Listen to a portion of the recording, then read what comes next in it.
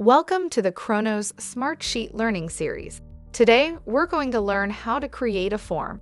Let's check it out. Step 1. Within your sheet, navigate to the top left of the screen and select the Forms button. Then select Create Form within the context menu. Step 2. Edit the form to your preferences. From here, you will have the ability to add or remove fields, add field context, or make fields required as needed. Step 3. If you'd like to add conditional logic to your form, first select a field, then choose the logic option within your field settings. From there, you can set up your conditional logic requirements.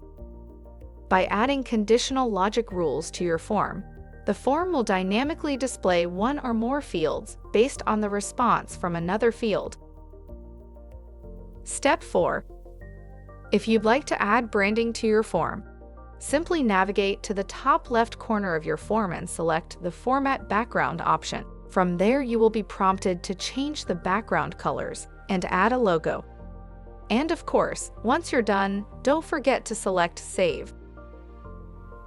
Thanks for watching this edition of the Kronos Smartsheet Learning Series. To learn more, check us out at www.kronoscg.com or find us on social media.